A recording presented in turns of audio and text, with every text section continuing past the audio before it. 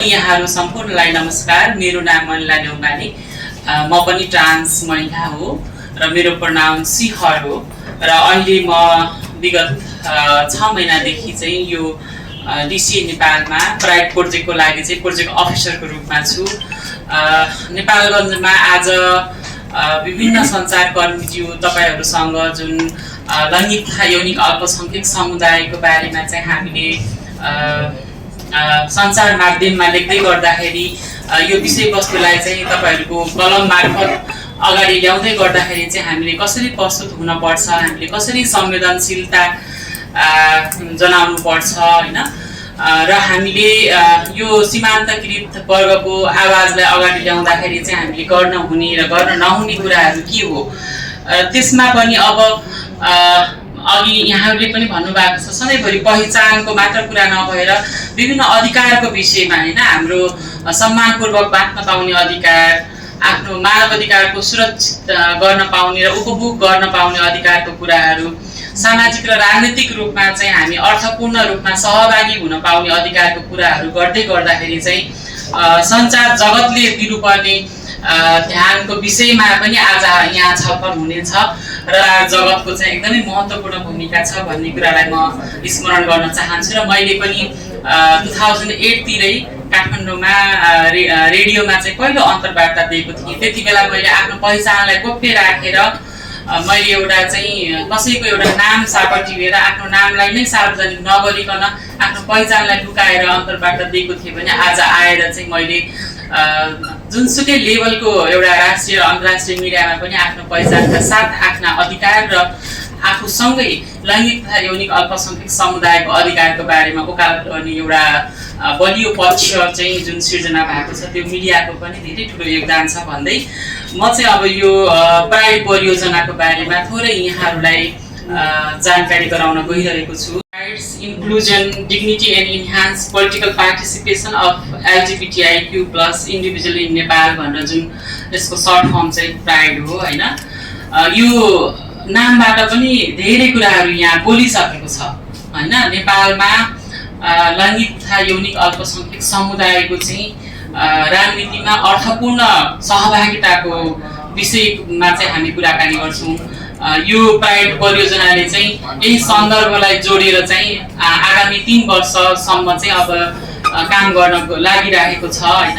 र त्यो अन्तर्गत आज नेपालगञ्जमा चाहिँ पहिलोचोटि हामीले मिडियालाई चाहिँ मिडियासँग बसेर कसरी अगाडि जान सकिन्छ, तपाईहरुको सहयोग पनि हामीलाई एकदमै आवश्यक हुन्छ भन्दै हामीले पहिलो कार्यक्रम चाहिँ यो लुम्बिनी प्रदेशमा मिडियासँग गर्दैछौँ। माननीय सर्वोच्च अदालतले यस समुदायको पक्षमा विभिन्न फैसलाहरू गरेको छ जुन एकदमै अरु देशले पनि नेपालबाट सिकिरहेको अवस्था छ।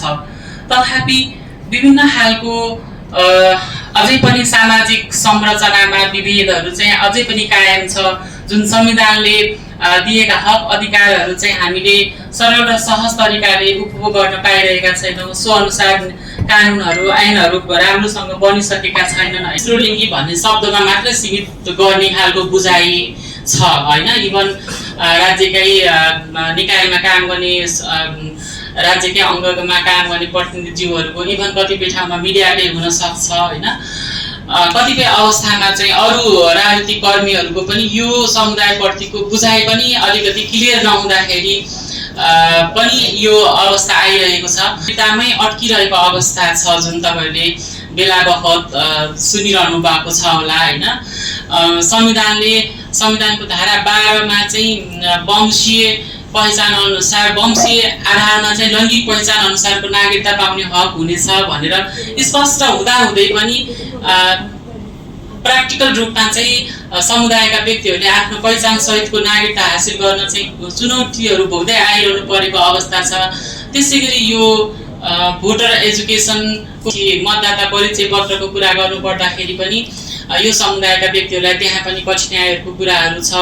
राजनीतिक रूपमा चाहिँ साक्षरताको कमी छ हैन। हामीले पनि राजनीतिक रूपमा हाम्रो आवाजहरू उठाउनु पर्छ, राजनीतिक दलमा समावेश हुनुपर्छ। म लैङ्गिक तथा यौनिक अल्पसंख्यक समुदायको हुँदै गर्दाखेरि मैले हालेको भोटले चाहिँ निर्णायक तहमा कस्तो असर पुग्छ भन्ने किसिमको एउटा सचेतना चाहिँ लैङ्गिक तथा यौनिक अल्पसंख्यक समुदायको व्यक्तिहरूमा चाहिँ आइसकेको छैन। त्यसैगरी यो निर्वाचन प्रक्रियामा सहभागी हुँदै गर्दाखेरि चाहिँ हुने जुन लान्छना विभेदहरू एउटा पहिचानको आधारमा एउटा यौनिक अभिमुखीकरणको आधारमा हुने विभेदहरू पनि स्टिल कायमै छ होइन। ऐनहरू कानुनहरूमा पनि यो समुदायको रूपमा जुन समावेशी र समानुपातिक सिद्धान्तको आधारमा हुनुपर्ने कुराहरूमा पनि त्यहाँनिर ग्यापहरू देखिएको छ, कानुनी ग्यापहरू छन्। त्यसले गर्दाखेरि पनि हामीले चाहिँ यो प्राइड परियोजनाले एकदमै विशेष महत्त्व एकदमै बोकेर महत्त्वकाङ्क्षी परियोजना हो यो भन्न चाहन्छु।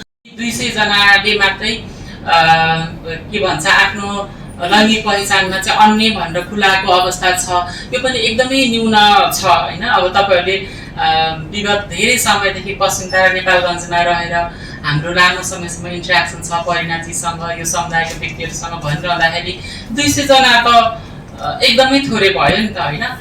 त्यसमा पनि के छ भने कानुनी चुनौतीहरू आफ्नो ठाउँमा छन्। त्यसपछि यो लैङ्गिक पहिचानको विषयमा चाहिँ निर्वाचन आयोगले अब कसरी चाहिँ सबैको पहिचानलाई समेट्ने गरेर चाहिँ मतदाता परिचय पत्रको व्यवस्था गर्ने कुराहरूदेखि लिएर त्यो ग्यापले गर्दाखेरि पनि धेरै समुदायले चाहिँ आफ्नो जुन लैङ्गिक पहिचान छ त्यो अनुसारको चाहिँ मतदाता परिचय पत्र बनाउन सक्नु भएको छैन होइन।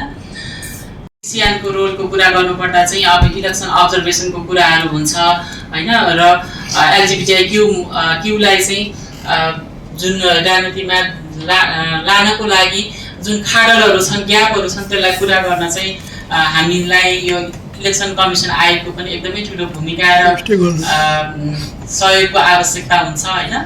त्यसै गरी विभिन्न मन्त्रालयहरूको कुरा आइ नै हाल्यो र गर्न खोजेको भन्दाखेरि चाहिँ यो डाक्टर अल्फ्रेड किन्सीको जुन एउटा रिसर्च भएको थियो होइन, अलि अगाडि हो, मैले नीति चाहिँ अलिकति अहिले चाहिँ सम्झिन सकिनँ होइन।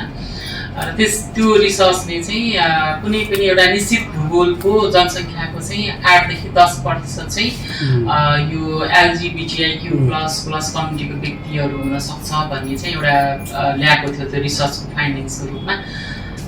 त्यसलाई पनि हामीले एउटा रेफरेन्सको रूपमा चाहिँ लिन सक्छौँ भन्ने कुरालाई जोड्न चाहेँ। र जस्तो डेटाको कुरा गर्नुपर्दाखेरि ठ्याक्कै जस्तो अब महिला र पुरुषको ठ्याक्क डेटा निस्किन्छ नि त नागरिकताले, अनि त्यसपछि तपाईँको निर्वाचन आयोगको डेटाबेसहरू हेऱ्यो भने अब जस्तो हामीले एलजिबिटिक्यू प्लस भन्ने गर्दाखेरि यहाँ त थुप्रो क्याटेगोरी छ अनि अहिले त्यो विषयमा अहिले हामी कुरा गर्छौँ र कतिपय चाहिँ त्यो डाइभर्स कम्युनिटी एलजिबिटिक्यू भित्रको डाइभर्स कम्युनिटीको चाहिँ जुन सेक्सुअल ओरिएन्टेसन मात्रै फरक हुनसक्छ, त्यसमा चाहिँ उहाँको लैङ्गिक पहिचान चाहिँ पुरुषै हुनसक्छ भने त्यो चाहिँ डेटाबाट पनि नआउने पनि हुनसक्छ है। त्यो 8 देखि 10% भनेको चाहिँ समग्र एलजिबिटिक्यू प्लस कम्युनिटी भयो, तर डेटामा एक्ज्याक्टली देखिने भनेको चाहिँ मेबी अब अलिकति ट्रान्सजेन्डरहरूको डेटाहरू ठ्याक्क त्यो तपाईँको लैङ्गिक लिङ्गको पहिचानबाट चाहिँ छुट्टिने हुनसक्छ। अब अहिले समलिङ्गीको कुरा आउला, समलिङ्गी महिलाको कुराहरू आउला होइन। अब समलिङ्गी महिलाले त आफ्नो लैङ्गिक पहिचान त महिला नै भन्छ नि त, अनि त्यसले गर्दाखेरि चाहिँ त्यो सरकारको आधिकारिक तथ्याङ्कमा नआउने कुराहरू चाहिँ छ। यो इस्युलाई चाहिँ पनि उठाउनुहुन्छ, त्यस्तो फोरमहरू पाउँदाखेरि चाहिँ जस्तो राजनीतिक दलहरूलाई पनि तपाईँहरूले चाहिँ लैङ्गिक तथा यौनिक अल्पसङ्ख्यक समुदायको लागि चाहिँ तपाईँहरूले इनेबलिङ वातावरण गर्नको लागि के गर्नुभएको छ, नीतिमा के छ, घोषणापत्रमा के छ, कसरी हेर्नु भएको छ यो समुदायको भोटरहरूलाई अथवा तपाईँको पार्टीमा के अरे उम्मेदवार बनाउनको लागि के गर्नुभएको छ भन्ने किसिमले पनि तपाईँहरूले चाहिँ एउटा आफ्नो लेभलबाट चाहिँ आवाजहरू उठाउनु भयो, क्वेसनहरू गर्नुभयो भने चाहिँ हामीलाई चाहिँ अझ सहज हुन्छ भन्ने चाहिँ एउटा हाम्रो यो प्राइड प्रोजेक्ट सँगसँगै लैङ्गिक तथा यौनिक अल्पसङ्ख्यकहरूको महासङ्घ र समग्र समुदायको पनि अपेक्षा रहेको छ।